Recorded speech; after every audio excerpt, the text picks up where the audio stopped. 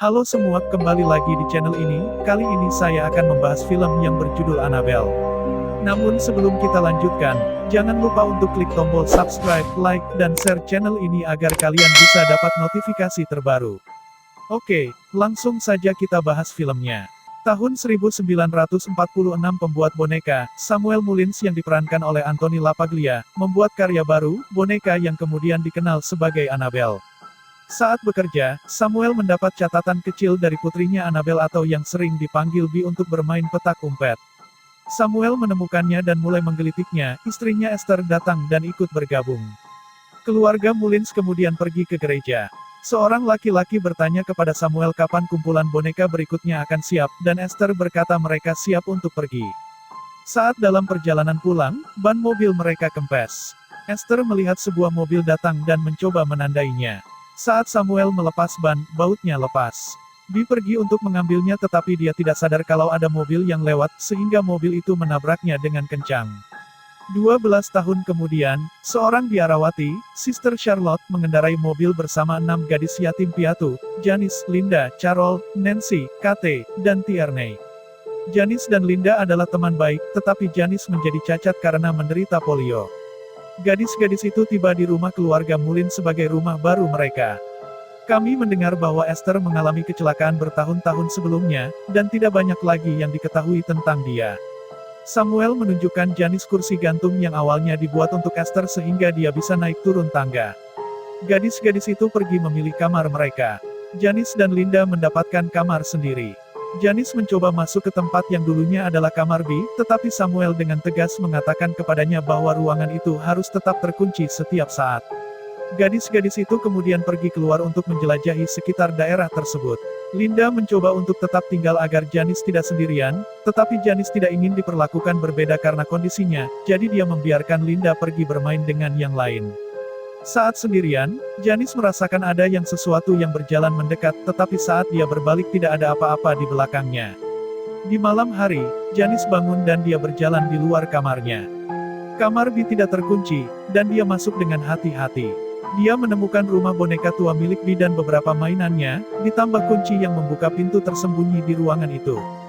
Janice membuka pintu dan menemukannya tertutup halaman-halaman dari Alkitab. Ada sebuah boneka yang duduk di sana, boneka itu adalah boneka yang dibuat Samuel dulu. Janice ketakutan karena boneka itu, jadi dia menutup pintu, namun tiba-tiba pintu terbuka lagi dan dia menguncinya lagi. Janice ketakutan dan mulai pergi. Dia melihat Samuel dari luar, dan dia berlari kembali ke kamarnya sebelum Samuel menangkapnya. Saat makan malam, gadis-gadis itu melihat sekilas ke kamar Esther. Carol mengintip dan melihat siluet Esther saat dia bersama Samuel. Charlotte menyuruhnya untuk mengurus urusannya sendiri. Kemudian, Carol dan Nancy bermain-main dengan menceritakan kisah hantu tentang Esther, seolah-olah dia sudah mati dan rohnya menghantui orang lain. Mereka mendengar bel yang digunakan Esther untuk memanggil suaminya, dan para gadis mulai gugup saat suasana benar-benar sunyi. Mereka mendengar langkah kaki sampai menjadi sunyi senyap. Sebuah tangan kemudian muncul untuk meraih Carol, dan seorang wanita hantu muncul di samping kedua gadis itu. Charlotte masuk ketika dia mendengar gadis-gadis itu berteriak. Charlotte meminta maaf kepada Samuel atas gangguan yang mungkin ditimbulkan oleh gadis-gadis itu. Dia menunjukkan padanya foto dirinya dengan biara lamanya. Samuel memperhatikan satu orang yang sebelumnya tidak terlihat oleh Charlotte, seorang biarawati hantu orang yang sama dari Conjuring 2. Janice sekali lagi bangun sementara yang lainnya tidur. Dia meninggalkan kamarnya dan ketahuan oleh Linda kalau ternyata dia pergi ke kamar Bi. Linda pergi karena takut mendapat masalah. Janice kemudian mendengar suara-suara dan melihat sosok dalam bayang-bayang. Dia mencoba melarikan diri dengan kursi gantung arwah Bi menarik kursi gantungnya kembali ke atas, setelah itu menarik Janice ke udara dan menjatuhkannya ke lantai. Janice dirawat di rumah sakit dan dia kembali ke rumah setelah beberapa saat. Samuel masuk ke kamar Esther untuk merawatnya. Esther mengatakan bahwa sesuatu yang mereka alami sebelumnya terjadi lagi, meskipun Esther mencoba untuk menganggap apa yang terjadi pada Janice sebagai kecelakaan. Saat Janice sedang berjemur, tiba-tiba kursi rodanya berjalan sendiri dan masuk ke dalam sebuah ruangan. Janice bertanya padanya apa yang dia inginkan, Bi berbalik dengan wajah setan dan berkata nyawamu. Janice mencoba lari tetapi ditangkap oleh hantu, yang mengeluarkan cairan hitam ke tenggorokannya. Janice tampak tenang tetapi Linda tahu ada yang tidak beres dengannya.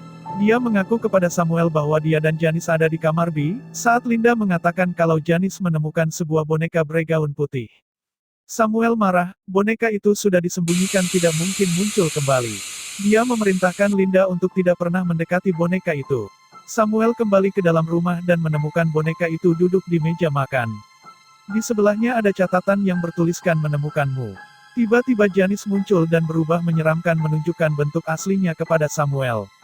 Dia memegang salib di tangannya guna mengusir arwah tersebut, namun kekuatan arwah tersebut berhasil mematahkan jari-jari Samuel dan membunuhnya. Charlotte menemukan tubuhnya. Linda mengambil boneka itu dan berlari ke sumur untuk membuangnya. Charlotte mengikutinya saat Linda melemparkannya ke sumur. Dan dia berjalan pergi, dia mendengar suara dari dalam sumur. Linda melihat ke bawah dan hampir ditarik ke bawah oleh iblis, untungnya dia bias diselamatkan oleh Charlotte. Dia mendorong tutupnya, keduanya lari kembali ke rumah.